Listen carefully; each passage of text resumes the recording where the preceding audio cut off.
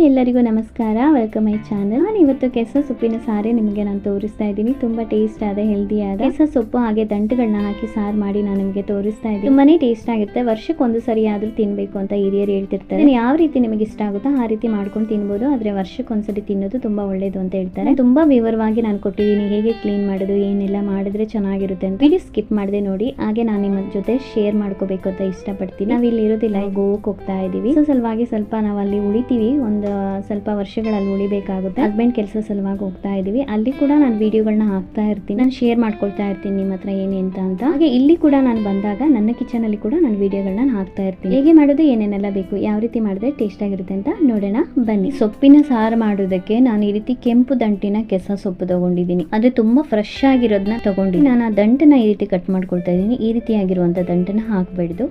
ಇದನ್ನ ಬಾಕಿ ಇರೋ ದಂಟುಗಳನ್ನ ನಾನು ಇದೇ ರೀತಿ ಕಟ್ ಮಾಡ್ಕೊಂಡು ಎಲೆ ಸಪ್ರೇಟ್ ಆಗಿ ದಂಟು ಸಪ್ರೇಟ್ ಆಗಿ ಮಾಡ್ಕೊಳ್ತೀನಿ. ಇದು ಬಂದು ನಮಗೆ ಈ ರೀತಿ ದಂಟು ಇರುತ್ತೆ, ಅದಕ್ಕೆ ಬಂದು ನಾರ್ ಇರುತ್ತೆ. ಆ ನಾರ್ನ ನಾವು ಬಿಡಿಸ್ಕೋಬೇಕು. ಆ ನಾರ್ನ ಬಿಡಿಸ್ಕೊಂಡು ನಾವು ಅದು ಸಾರು ಮಾಡುವಾಗ ಚೆನ್ನಾಗಿರುತ್ತೆ. ಏನೇ ಮಾಡಿದಾದ್ರೂ ಕೆಸ ಸೊಪ್ಪಿಂದ ಈ ನಾರ್ಗಳನ್ನ ಬಿಡಿಸ್ಕೋಬೇಕು. ಸಾಮಾನ್ಯ ಎಲ್ಲರಿಗೂ ಗೊತ್ತಿರುತ್ತೆ, ಆದ್ರೆ ಕೆಲವೊಬ್ಬರಿಗೆ ಗೊತ್ತಿರಲ್ಲ. ಅಂತವರಿಗೆ ಇದು ಯೂಸ್ ಆಗುತ್ತೆ. ನಾನು ಅದಕ್ಕೋಸ್ಕರ ತೋರಿಸ್ತಾ ಇದ್ದೀನಿ. ನಾರ್ಗಳನ್ನೆಲ್ಲ ಚೆನ್ನಾಗಿ ಬಿಡಿಸ್ಕೊಳ್ತಾ ಇದ್ದೀನಿ. ಬಿಡಿಸ್ಕೊಂಡು ಸಾರು ಮಾಡುವಾಗ ನಮಗೆ ತುಂಬಾ ಚೆನ್ನಾಗಾಗುತ್ತೆ. ಇದು ಸ್ವಲ್ಪ ಸೊಣೆ ಇರುತ್ತೆ, ಹಾಗಾಗಿ ಕೈ ಎಲ್ಲ ಸ್ವಲ್ಪ ಕಟ್ತಾ ಬರುತ್ತೆ, ಅಂದ್ರೆ ಇಚ್ಚಿಂಗ್ ಬರುತ್ತೆ. ತೆಂಗಿನ ಎಣ್ಣೆನೋ ಹುಣಸೆ ಹುಳಿ ರಸನ ಹಾಕೊಂಡು ಕ್ಲೀನ್ ಮಾಡಿದ್ರೆ ನಿಮಗೆ ಇಚ್ಚಿಂಗ್ ಇರೋದಿಲ್ಲ. ಈ ರೀತಿ ನಾರ್ಗಳನ್ನ ನಾನು ಬಿಡಿಸ್ಕೊಂಡಿದ್ದೀನಿ. ಕ್ಲೀನ್ ಆಗಿ ತೊಳೆದು ತಗೋ, ಆಮೇಲೆ ನಾನು ಹೆಚ್ಕೊಳ್ತೀನಿ. ಹೆಚ್ಕೊಂಡ ಮೇಲೂ ನೀವು ತೊಳೆದು ತಗೋಬಹುದು. ಫಸ್ಟ್ ಹೆಚ್ಕೊಳ್ಳೋದಕ್ಕಿಂತ ಒಂದು ಸಾರಿ ತೊಳ್ಕೊಳ್ಳಿ. ನೋಡಿ, ಈ ರೀತಿ ಕೈ ಎಲ್ಲ ನಾರು ಬಿಡಿಸುವಾಗ ಅದು ಕಳೆ ಆಗುತ್ತೆ. ಒಂದು ಕವರು ಏನಾದ್ರೂ ಒಂದು ಗ್ಲೌಸ್ ತರ ಹಾಕೊಂಡು ಕೂಡ ಕ್ಲೀನ್ ಮಾಡ್ಕೋಬಹುದು. ಇಲ್ಲೆಲ್ಲದನ್ನು ನಾನು ಚೆನ್ನಾಗಿ ತೊಳೆದು ತಗೊಂಡಿದ್ದೀನಿ. ಕ್ಲೀನ್ ಆಗಿ ಎಲೆಗಳನ್ನೇ ನಾನು ತೊಳೆದು ತಗೊಬಂದಿದ್ದೀನಿ. ಈಗ ದಂಟನ ಕೂಡ ನಾನು ತೊಳೆದು ತಗೊಂಡಿದ್ದೀನಿ. ನೀವು ಕಟ್ ಮಾಡಿದ ಮೇಲೂ ಕೂಡ ಒಂದ್ಸಲಿ ವಾಶ್ ಮಾಡ್ಕೋಬಹುದು. ಬೌಲ್ ತಗೊಂಡಿದ್ದೀನಿ. ಅದಕ್ಕೆ ನಾನು ಇಲ್ಲಿ ಒಂದು ಮೀಡಿಯಂ ಕಪ್ ಅಲ್ಲಿ 1 ಕಪ್ ಅಷ್ಟು ತೊಗರಿ ಬೇಳೆ, 1 ಕಪ್ ಅಷ್ಟು ಕೆಂಪು ಬೇಳೆ ನಾನು ತಗೊಂಡಿದ್ದೀನಿ.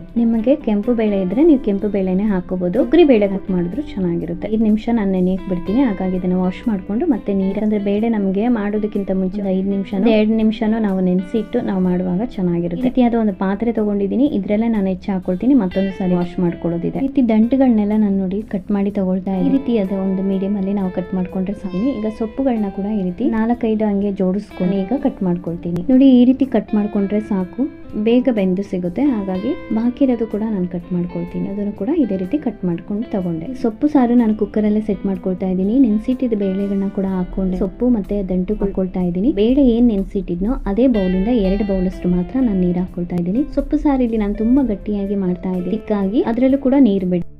ಬೇಕಾದಷ್ಟು ಉಪ್ಪು ಕೂಡ ಹಾಕೊಂಡೆ. ಒಂದು 1/4 ಟೇಬಲ್ ಸ್ಪೂನ್ ಅಷ್ಟು ಹಳದಿ ಪೌಡರ್ ಹಾಕೊಂಡೆ. ಹಾಗೆ ಒಂದು 1/4 ಟೇಬಲ್ ಸ್ಪೂನ್ ಅಷ್ಟು ಜೀರಿಗೆ, ಒಂದು ಇಷ್ಟು ಹುಣಸೆ ಹುಳಿ ಹಾಕೊಳ್ತಾರೆ. ಹುಣಸೆ ಹುಳಿ ಹಾಕ್ಲೇಬೇಕು. ಚೆನ್ನಾಗಿ ನಾನು ಅದರಲ್ಲೇ ಕುದಿಯಕ್ಕೆ ಬಿಟ್ಟಿದ್ದೆ. ನಾನು ಟೊಮೆಟೊ ಹಾಕೊಳ್ತಾ ಇದ್ದೀನಿ. ಟೊಮೆಟೊ ಇಲ್ಲಿ ಹೆಚ್ಚು ಹಾಕೊಂಡೆ. ಹಾಗೆ 2 ಬೆಳ್ಳುಳ್ಳಿ ಸುಳಿದು ಹಾಕೊಂಡಿದ್ದೀನಿ. 2 ಈರುಳ್ಳಿ, ಹಾಗೆ ಒಂದು 6 ಹಸಿಮೆಣಸು. ಬೇಕಾದ್ರೆ ಖಾರ ಹಾಕೋಬಹುದು. ಒಗ್ಗರಣೆ ಹೊಡಿವಾಗ ಮತ್ತೆ ಕೂಡ ಮೆಣಸಿನಕಾಯಿ ಹಾಕೋದಿದೆ. ಹಾಗಾಗಿ ನಾನು ಕುಕ್ಕರ್ ಮುಚ್ಚಳನ ಸೆಟ್ ಮಾಡ್ಕೊಂಡು ಈಗ ಅದನ್ನ ಪ್ರೆಷರ್ ಹೋಗೋದಕ್ಕೆ ಬಿಟ್ಟಿದ್ದೆ. ಈಗ ಎಡ್ಡೆ ಹಾಕೊಳ್ತಾ ಇದ್ದೀನಿ. ಇದನ್ನ ಬಂದು 5 ವಿಷಲ್ ನಾನು ಕೂಗಿಸ್ಕೊಳ್ತೀನಿ. 5 ವಿಷಲ್ ಕೂಗಿಸ್ಕೊಂಡ್ರೆ ಚೆನ್ನಾಗಿ ಬೆಂದಿರುತ್ತೆ.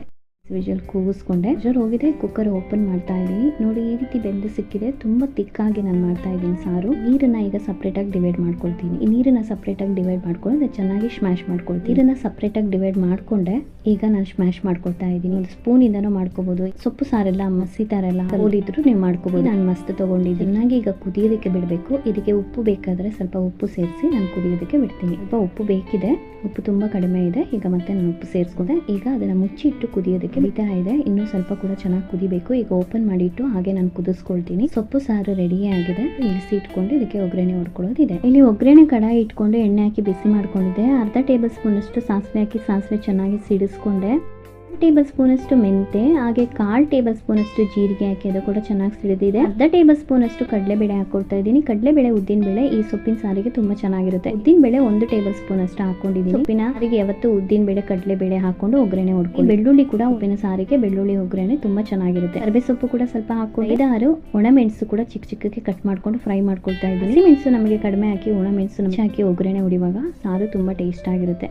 ಈಗ ಒಗ್ಗರಣೆ ಹೊಡ್ಕೊಳ್ತಾ ಇದ್ದೀನಿ. ರೆಡಿ ಆಗಿದೆ. ಒಗ್ಗರಣೆ ಹೊಡ್ಕೊಂಡು ಪಟ್ಟಂತ ನಾವು ಮುಚ್ಚಿಡಬೇಕು. ಒಗ್ಗರಣೆ ಹೊಡೆದಿರ ಮೇಲೆ ಹೊರಗಡೆ ಹೋಗೋ ಕೊಡಬೇಡಿ. ಚೆನ್ನಾಗಿ ಮಿಕ್ಸ್ ಮಾಡ್ಕೊಳ್ತಾ ಇದ್ದೀನಿ. ತುಂಬಾನೇ ಒಂದು ಒಳ್ಳೆ ಘಮ ಸ್ಮೆಲ್ ಬರ್ತಾ ಇದೆ. ತುಂಬಾ ಟೇಸ್ಟ್ ಆದ ಕೆಸ ಸೊಪ್ಪಿನ ಸಾರು ರೆಡಿ ಆಗಿದೆ. ಈಗ ಕೆಸ ಸೊಪ್ಪಿನ ಸಾರನ್ನ ಬೌಲಿಗೆ ನಾವು ಸರ್ವ್ ಮಾಡ್ಕೊಳ್ತಾ ಇದ್ದೀನಿ. ತುಂಬಾನೇ ಟೇಸ್ಟ್ ಆಗಿತ್ತು. ಆದ್ರೆ ಇದೇ ರೀತಿ ಗಟ್ಟಿಯಾಗಿ ನೀವು ಮಾಡ್ಕೊಂಡ್ರೆ ರೈಸಿಗಾಗ್ಲಿ, ರೊಟ್ಟಿಗಾಗ್ಲಿ, ಚಪಾತಿಗಾಗ್ಲಿ ತುಂಬಾ ಚೆನ್ನಾಗಿರುತ್ತೆ. ಟ್ರೈ ಮಾಡಿ. ವರ್ಷಕ್ಕೊಂದ್ಸಲಿ ಆದ್ರೂ ಕೆಸ ಸೊಪ್ಪು ಸಾರು ಮಾಡಿ ತಿಂದು ನೋಡಿ. ಒಂದು ಒಳ್ಳೆ ಕೆಸ ಸೊಪ್ಪಿನ ಸಾರೇ ನಾನು ನಿಮಗೆ ತೋರಿಸಿದ್ದೀನಿ. ಖಂಡಿತ ಟ್ರೈ ಮಾಡಿ ತಿಂದು ನೋಡಿ. ಹೇಗಿದೆ ಅಂತ ನನಗೆ ಕಮೆಂಟ್ ಬಾಕ್ಸ್ ಅಲ್ಲಿ ತಿಳಿಸಿ. ಹಾಗೆ ನನ್ನ ಚಾನಲ್ಗೆ ಸಬ್ಸ್ಕ್ರೈಬ್ ಆಗಿ. ಈ ವಿಡಿಯೋ ನಿಮಗೆ ಇಷ್ಟ ಆದ್ರೆ ಲೈಕ್ ಮಾಡಿ, ಶೇರ್ ಮಾಡಿ, ಕೆಳಗೆ ಕಾಣೋ ಬೆಲ್ ಐಕನ್ ಕ್ಲಿಕ್ ಮಾಡಿ. ಹೀಗೆ ಮಾಡೋದ್ರಿಂದ ನಾನು ಹಾಕೋ ವಿಡಿಯೋ ಎಲ್ಲ ನೋಟಿಫಿಕೇಶನ್ ನಿಮಗೆ ಸಿಗುತ್ತೆ. ಒಂದು ವಿಡಿಯೋದಲ್ಲಿ ಮತ್ತೊಂದು ರೆಸಿಪಿಯೊಂದಿಗೆ ನಾನು ನಿಮಗೆ ಸಿಗ್ತೀನಿ. ಆಗಲೇ ನೀವು ಕೊಡ್ತಾ ಇರೋ ಸಪೋರ್ಟಿಗೆ ತುಂಬಾ ಧನ್ಯವಾದ.